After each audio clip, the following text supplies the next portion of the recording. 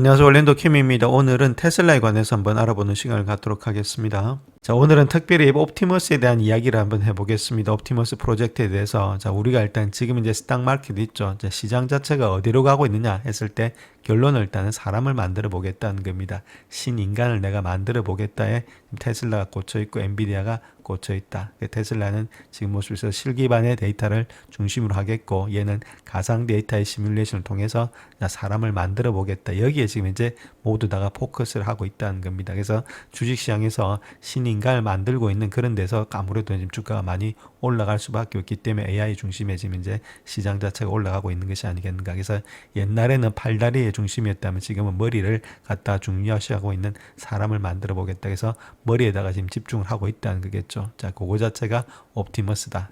결론적으로 그렇게 보시면 되는데 그것이 시작이 2021년도 AI에 대해서 첫 번째 공개로서 사람이 나와서 춤추면서 뭐 범벌비를 갖다 공개를 했죠. 첫 프로토타입을 그랬던 것이 2021년도입니다. 자, 그런데 단지 4년 만에 소규모의 시험 생산이라든지 공장 내부의 실전 배치, 그 다음에 생산량은 수백 대를 갖다가 언급이 되고 있다는 거죠. 베타 테스트가 계속해서 지속이 되고 있고, 자, 그로 인해서 2026년도에는 B2B, 비즈니스2 비즈니스라는 그런 상용화의 판매가 시작될 것으로 예상이 되고 있고 대량 생산도 조금 확립이 되지 않겠는가. 자, 그래서 2027년도, 8년도가 되게 되면은 대규모 판매라든지 매출의 반영, 시총에 어느 정도는 어떤 현저한 영향이 미치지 않겠는가. 자, 그렇게 보고 있죠. 자, 그런 식으로 그만큼 4년 만에 이렇게 됐다면 앞으로 4년 만에는 훨씬 더 빨리 갈 수 있는 그런 단계가 될 것으로 예측이 되고 있다. 저렇게 말씀을 드립니다. 자, 물론 현재 시점으로 들어와서 한번 보게 되면 일정 지연이라든지 기술적인 조직적인 요인도 조금은 있다 이렇게 보시면 되겠죠. 그래서 2025년도 9월 현재까지 테슬라의 옵티머스 양산 자체를 본다면 당초 계획에 비해서는 조금은 지연되는 모습이 있죠. 그래서 2025년도에 뭐 5,000대 생산 목표, 부품의 내구성이라든지 배터리 손발 이런 부품의 품질 문제라든지 핵심 기술자 이탈 이런 것들을 인해서 저 성과 달성에는 어려움을 겪고 있다. 좀 시간은 좀 더 지체가 되고 있다. 자, 이런 것들 우리가 인정하셔야 되겠고, 그래서 현재 수백 대 수준에 불과하다. 이렇게 보시면 되겠죠. 그래서 2030년까지 100만 대의 생산 체계가 달성 가능할지, 자, 그 5년가량에 소요될 수 있을지, 이런 것들을 언급하고 있는데, 물론 2030년대 되면 좋겠죠. 자, 그런데 그걸 넘어설 수도 있다. 자, 그런 것도 우리가 한번 보시면서 시간을 또한 갈 수 있겠지만 아무래도 충분히 이쪽에 가능성이 있겠다. 이렇게 보시면 되겠죠. 또한 2025년도 상반기에는 하드웨어의 안정성 문제로 일시적으로 생산 중단이라든지 재설계를 달성했고 2, 3대의 모델을 갖다 목표로 보다 신중한 개발을 전략을 일단 채택 중에 있다. 자, 그래서 시간은 좀 가고 있는데 시간이 간다 하더라도 충분히 일단 이런 것들은 만들어질 가능성이 있기 때문에 우리가 장래로 보면서 충분히 투자할 만하다. 이렇게 말씀드립니다. 단지 시간은 조금 더 필요할 수도 있다. 이렇게 말씀을 드립니다. 자, 일단 초기라든지 지금 장기 판매 가격에 대해서 전망은 어떻게 되고 있느냐. 자, 그렇게 했을 때 초기 제품의 시장 가격은 2만에서 한 3만 달러 정도 될 것으로 보여지고 있다. 이렇게 보시면 되겠고 중장기의 보급형이라든지 대량 생산을 목표로 했을 때는 만에서 한 2만 달러 머스크가 이야기했던 내용이겠죠. 그 다음 일부 보급형은 한 1만 달러 이하까지도 가능하겠다 이렇게 말하고 있는데 특별히 이러한 가격 경쟁력이 있는 이유는 테슬라가 기존의 전기차 플랜트 있죠. 기가 팩토리 이런 것들의 생산 라인을 갖다가 최대한 활용할 수 있다는 것들 또한 주요 부품들 배터리 모터라든지 자체 풀셋 드라이빙의 칩 등 이런 것들이 내재화가 되고 있다는 거겠죠. 그래서 충분히 실현 가능하다 이렇게 밝히고 있습니다. 자기들이 다 만든다는 겁니다. 한마디로 수직 계열화가 되어 있기 때문에 그로 인해서 아무래도 이렇게 원가가 절감이 될 수 있다. 이런 것들은 다른 회사에 비해서 상당히 경쟁력을 갖추고 있다 이렇게 말씀드립니다. 자, 근데 실질적으로 우리가 봤을 때 서비스의 모형 자체를 본다면 구독형 서비스 모델의 수익성이 있다는 겁니다. 그래서 옵티머스를 한 번만 팔고 뭐 2만 달러, 3만 달러 이렇게 하드웨어만 판다 이렇게 끝나는 게 아니고 반복 매출이 가능한 구독형 서비스가 된다는 거겠죠. 정말 해서 ARR이 된다는 겁니다. Annual Recurring Revenue 있죠. 그래서 매년 일단 반복 매출이 일어나고 있다는 거겠죠. 이것들이 훨씬 더 많은 수익을 가져온다. 자, 그렇게 보시면 되는데 예를 들어서 AI 학습이라든지 소프트웨어를 구독할 때 풀스텝 드라이브과 마찬가지로 매월 아니면 연간 요금을 부과하면서 지속적인 수익을 유지, 업데이트 이런 서비스 기반의 수익의 다각화의 구조가 될 수 있다는 거겠죠. 그래서 예를 들어서 전기 유지 관리라든지 보험, 애프터마켓 이런 데서 하드웨어 매출 외에 로봇을 유지 관리한다든지 보험을 한다든지 산업별의 맞춤형의 데이터의 서비스를 갖다가 수익을 얻을 수가 있다는 것들이겠죠. 또한 산업별로 봤을 때는 데이터 수익을 할 수가 있다. 데이터라든지 AI 플랫폼과 연동해서 각종의 산업 현장의 데이터 학습 이런 것들을 할 수 있다는 거겠죠. 또한 B2B를 임대를 한다든지 제조 물류기업의 대상으로 반복 임대, 월구도료 형태의 수익을 모델을 할 수 있다는 겁니다. 자, 현재 테슬라 같은 경우는 풀셀프 드라이빙 서비스를 본다면 일시 구매할 때는 12,000달러 외에도 월구독 할 때는 지금 이제 349달러 좀 많이 오른다 했죠. 자, 이런 것들이 전환되기 때문에 마진이 아무래도 적어도 소프트웨어 마진이 70에서 80% 이상으로 추정되고 있다는 겁니다. 그렇다면 로봇에서도 충분히 이런 것들에 적용이 될 수 있겠죠. 그래서 구독형 모델에 있어서 아무래도 이런 것들을 통해서 더 많은 이익을 나타낼 수 있기 때문에 마진폭이 더 커질 수가 있다. 이렇게 말씀드립니다. 자, 그렇다면 수치를 한번 통해서 한번 알아보겠습니다. 지금 테슬라 시총은 1.38조 달러다. 이렇게 보시면 됩니다. 이걸 기준해서 요게 대비해서 얼마만큼의 퍼센트지가 되고 있는지 거기에 대해서 말씀드리겠습니다. 자, 2020년도에 연간 판매량을 갖다가 5,000대다. 자, 그렇게 했을 때 평균 단가가 2만 달러다. 그렇게 하면 1억 달러 정도 나오죠. 곱하기 하면은 1억 달러 나온다. 이렇게 보시면 되겠고, 자, 2030년도를 예를 들어서 10만 달러, 10만 대를 갖다 팔았다. 근데 평균 단가가 15,000달러다. 자, 그렇게 하면은 15억 달러가 나옵니다. 15억 달러 나오는데 거기서 PS 레이쇼를 멀티플 갖다 10배를 준다는 겁니다. 10배를 주게 되면은 0.1%가 아니고 그냥 1%가 되겠죠. 1% 정도가 나오니까, 자, 아무래도 1%는 1.38조 달러에 대비해서 한 1% 정도가 나오지 않겠나. 자, 그렇게 보여지고 있고, 상당히 일단 저조하게 봤을 때, 자, 그 다음 또 예를 들어서 2035년도에 한 20만 달러다. 20만 대를 팔았다 했을 때 그때는 5만 달러 정도의 평균 판매가가 일어난다는 겁니다. 구독 서비스라든지 이런 것들 다 들어가기 때문에 판매 단가가 높죠. 자, 그렇게 했을 때는 연매출이 한 100억 달러 정도가 되고 있는데 멀티플을 갖다 10배 주게 되면은 1000억 달러가 될 것으로 보여지고 있다. 1000억 달러는 1.38조 달러에 비해서 한 7% 정도 되고 있다는 겁니다. 그 정도로 이렇게 봐도 아직까지는 좀 미미하죠. 그런데 일론 머스크가 얘기했던 것이 2030년대에 만약에 100만 달러까지 갔다. 자, 그렇게 했을 때는 적어도 일단 35%까지는 갈 수 있겠죠. 5배 정도가 뛰니까. 자, 그런 가운데 있기 때문에 아무래도 시총의 35%도 우리가 한번 생각해 봐야 될 때가 아니겠는가. 자, 그렇게 볼 수 있다는 거겠죠. 그래서 물론 7% 이상이 될지 아니면 35% 이하가 될지 정확하게 알 수는 없겠지만 그래도 시총의 어느 정도는 차지할 수 있다. 만약에 일단 100만 대 정도가 판매가 된다면. 그래서 이런 것들이 될지는 의문스러운데 우리가 한번 지켜봐야 될 때, 이때까지도 보시게 되면은 2021년도에 범벌비 했던 것이 2025년도에 그렇게 많이 발전이 됐죠. 자, 그렇다면 앞으로 또 얼마만큼 발전이 될지 우리는 그런 것들을 한번 따져봐야 되기 때문에 충분히 이런 것들은 올라갈 수 있지 않나. 자, 그렇게 우리가 볼 수 있다는 겁니다.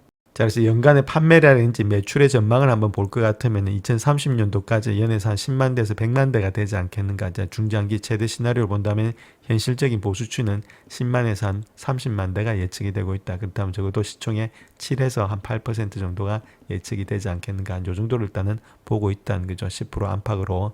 자, 그 다음 또 사업 모델의 유연성이라든지 플랫폼의 전략들이 있는데 하드웨어 플러스 서비스 플러스 데이터 플러스 AI 구독이 형성됨으로 인해서 매출의 반복성, 확장성들이 극대화될 수 있다. 또한 B2B를 통한 제조 물류, B2C를 통한 가전과 서비스업으로서 확장 가능하다는 것들, 또한 풀셀프 드라이빙 로봇택시, 보험 등의 타 사업부와 크로스 셀링이 가능하다는 거겠죠. 자, 이런 것들 통해서도 조금 더 많은 매출이 또 향상이 될 수가 있다. 이렇게 보시면 되겠습니다. 자, 그렇다면 경쟁사들 한번 보겠습니다. 피규어 AI, 그 다음 어질리티, 그 다음에 생츄리, 보스턴 다이나믹스 이렇게 많이 있죠. 자, 근데 이런 회사들의 결론은 누가 빨리 인간의 두뇌를 가지느냐. 자, 요 싸움을 하고 있다는 겁니다. 자, 특별히 피규어 AI도 오픈 AI와 협력하면서 GPT라든지 이런 것들의 강화학습 비전을 하고 있는 상태에 있죠. 그래서 이런 것들을 하기 위해서는 결론적으로 봤을 때는 누가 많은 데이터를 가지고 있느냐. 자, 그것이 문제죠. 그래서 현재 모습에서 가장 큰 데이터를 가지고 있는, 현실 데이터를 가지고 있는 것은 자, 테슬라가 되지 않나. 자, 그렇게 보여지고 있습니다. 그렇기 때문에 데이터 싸움에서는 아무래도 테슬라가 이기고 있으니까 이쪽에서 충분히 일단 아무래도 승산이 있지 않나. 자, 그렇게 일단 대부분의 사람들이 생각을 하고 있습니다. 자, 일단 테슬라 옵티머스의 유니크한 그런 경쟁력이 있죠. 즉 말해서 지금 어느 정도 독특한 경쟁력이 어디서 나오느냐. 자, 그거 한번 봐야 되는데 첫 번째가 생산의 효율, 글로벌의 공급망이라는 겁니다. 테슬라의 기존의 기가 팩토리 인프라를 갖고 있다는 거겠죠. 그래서 글로벌 부품을 갖다 내재화할 수 있다는 것들, 도조라든지 AI 슈퍼컴퓨터가 연계되어 있기 때문에 초반의 생산 단계는 경쟁사와 뭐 비등하겠지만은 10만 대, 100만 대로 갈수록 체계적인 확장이 훨씬 더 크게 수월하게 될 수 있는 것이 아무래도 테슬라 옵티머스가 되지 않겠나 그렇게 보여지고 있고, 두 번째는 AI라든지 소프트웨어의 통합이 있다는 거죠. 풀셀프 드라이빙 도조, 그 다음에 OTA 이런 슈퍼 클라우드의 인프라가 있고, 자동차 데이터로 강화되는 자기학습의 AI의 확장들, 소프트웨어의 수익 모델의 반복성에서 압도적인 우위가 되지 않겠나. 자, 세 번째는 구독형 매출의 반복성과 가격의 경쟁력이 있다는 거겠죠. 특별히 하드웨어 판매 이상의 플랫폼이라든지 서비스 모델, 글로벌의 B2B에서 B2C로 빠른 시장의 확장에 전략이 된다는 것들, 또한 브랜드파라든지 생태계 전략이 있다는 거죠. 테슬라 전기차, 로보택시, 에너지 보험 등과 연동으로서 고객에게 락인 효과가 되지 않겠나. 자, 이런 것들이 아무래도 유니크한 그런 경쟁력이 있기 때문에 충분히 다른 업체보다는 성산이 있다. 저렇게 말씀을 드립니다. 자, 현재 단기적인 한계와 중장기적인 기회는 있다는 겁니다. 단기적으로 본다면 기술적인 완성도는 있다는 거죠. 손이라든지 팔, 소프트웨어라든지 이런 것들의 안정성이 있다는 것이 좀 중장기적인 기회가 되겠고, 자, 반대로 생산력의 확대에 대한 현실적인 벽도 있고, 시장 초기 수요에 대한 불확실성 이런 것들도 비슷하게 있다는 겁니다. 자, 그럼에도 불구하고 지금 이제 여러 가지 리서치 기관인지 애널리스트 등을 통해서 본다면은 결론적으로는 또 확률이 가장 높은 것은 아무래도 테슬라가 되지 않겠나. 자, 그렇게 보여주고 있다는 겁니다. 자, 그래서 결론적으로 봤을 때 옵티머스는 피지컬 AI 패러다임의 글로벌적인 표준이 되고 있다. 이렇게 보시면 되는데, 단순한 기술 개발이 아니고 전 세계 노동 구조를 바꾸는 피지컬 AI 혁명이다. 이렇게 보시면 되겠죠. 그래서 특별히 수직계열화된 생산 능력, 차별화된 AI 데이터의 생태계, 구독형의 비즈니스 모델 이런 것들이 다른 타 업체들보다는 훨씬 더 비교해서 경쟁력이 있다. 이렇게 보시면 되겠고, 앞서서 보셨던 것과 똑같은 겁니다. 그래서 현재 여러 가지 초기에 불확실성이 있겠죠. 기술도 있겠고, 사회 수용성도 있겠고, 법규도 있겠고, 이런 것들이 상존은 하고 있지만은 2030년도까지 수백조 달러 규모까지는 확장이 가능성이 있지 않겠나. 자, 그렇게 보여지고 있고, 단순히 하드웨어의 성장주가 아니고 AI에다가 플러스 서비스, 데이터 중심의 성장 레버리지를 갖고 있기 때문에 충분히 우리가 성산이 있는 그런 종목이 되지 않겠는가, 그렇게 우리가 볼 수가 있습니다. 자, 일단 실질적으로 일단 현실로 돌아와서 지금의 밸류에이션에 대해서 한번 보겠습니다. 이 위에 있는 거 있죠. 이거 하얀색 팔란티어다 이렇게 보시면 되고 상당히 많이 올라가고 있죠. 자, 그 다음에 파란 거 밑에 있는 것은 테슬라다 이렇게 보시면 되고, 테슬라도 상당히 많이 올라갔습니다. 그래서 테슬라 같은 경우에 있어서는 현재 목속에서 한 216배수 정도 받고 있다 이렇게 보시면 되겠고, 자, 반면에 팔란티어 같은 경우에 있어서는 한 246배수 정도 받고 있다는 거겠죠. 근데 보통 평균값을 보게 되면은 테슬라 같은 경우는 지금 이제 96배수인데 96배수보다도 상당히 뭐 2배 이상이 올라가는 그런 모양이 있죠. 자, 반면에 지금 이제 팔란티어 같은 경우에는 109배수 정도 되고 있습니다. 여기도 마찬가지로 많이 올라가는 모양이 있다. 즉 말해서 팔란티어가 이렇게 올라가도 결론적으로 봤을 때는 아무래도 이가 계속해서 올라가고 있으니까, 따라가고 있으니까 이게 올라가도 크게 문제는 없는 가운데 있는데, 자, 테슬라가 과연 이렇게 되는지, 자, 그런 것들에 대해서는 조금 아직까지는 좀 고평가가 돼 있다 이렇게 보시면 되겠죠. 그래서 적극적으로 지금 이제 담기는 조금은 이제 불안전한 가운데 있지 않나, 자, 그렇게 보여주고 있고, 좀 빠진다면 담을 수가 있는데 적극적인 매수보다는 조금은 기다려야 될 때가 아니겠는가. 너무 많이 올라왔기 때문에, 물론 보유자 영역이니까 있는 분들은 들고 가시는데 새로 진입하실 분들 한해서는 조금은 기다려 봐야 될 때 아니겠는가. 자, 그렇게 보여집니다.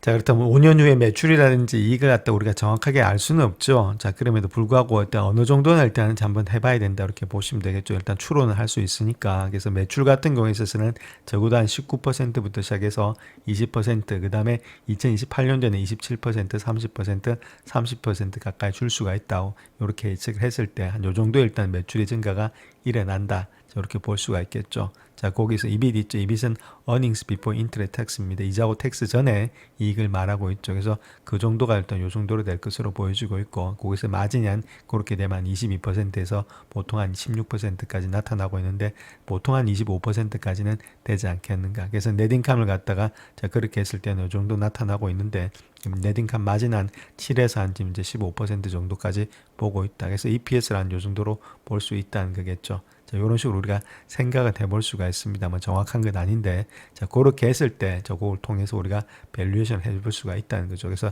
적정 주가를 한번 구해 보겠습니다. 자, 그래서 그걸 갖다가 지금 중간값으로 계산해 보게 되면 2024년도부터 해서 2030년도까지입니다. 그래서 매출의 성장률 갖다가 연평균 성장률 있죠. 이걸 19.8%, 그 다음에 넷인컴 마진을 갖다가 15.7%, 아까 보셨습니다. 그 다음에 EPS를 갖다가 29.8%. 자, 요렇게 예측을 했을 때 지금 멀티플 갖다가 142.9배수를 주고, 자, 그 다음에 일단 EPS 같은 경우를 갖다가 11.6배수 했으면 요 곱해주게 되면 1657달러 24전이 나온다는 거겠죠. 자, 그런 가운데 있고, 그래서 지금 이제 하이로 봤을 때 한 2000달러까지도 볼 수가 있겠고, 로로 본다면 1200달러. 그래서 요 범위 안에서 좀 움직이지 않겠는가. 그래서 2029년도 말 되면은 일단 1600달러 정도는 가지 않겠는가. 자, 그렇게 보여지고 있다는 거겠죠. 그래서 보수적으로 잡았을 때. 자, 그러니까 지금부터 적어도 뭐 3, 4년 후니까 아무래도 주가는 더 많이 달릴 수가 있다. 자, 그렇다면 우리가 좀 장기 투자를 하면서 들고 갈 수 있는 그런 종목이 되지 않겠는가. 자, 그렇게 볼 수가 있다는 거죠. 그렇게 가운데 있기 때문에 좀 길게 보시면서 들고 가시면 일단 크게 물리는 건 없는데, 중요한 그때마다 변동성이 상당히 심하다 보니까 들고 가는 것이 상당히 쉽지는 않다.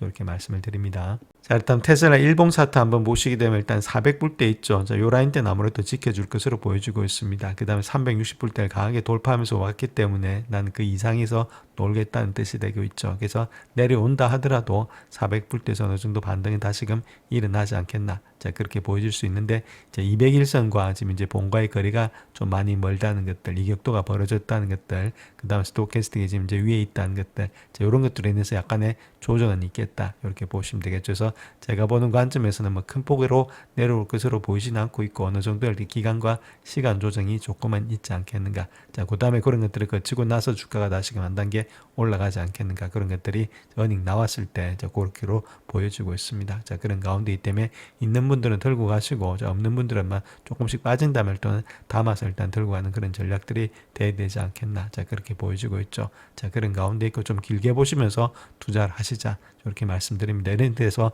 단타 쳐봤자 먹을 거 하나도 없다. 이렇게 말씀드립니다. 영상을 끝까지 시청해 주셔서 감사합니다. 영상이 도움이 되셨다면 구독과 좋아요 부탁드립니다. 감사합니다.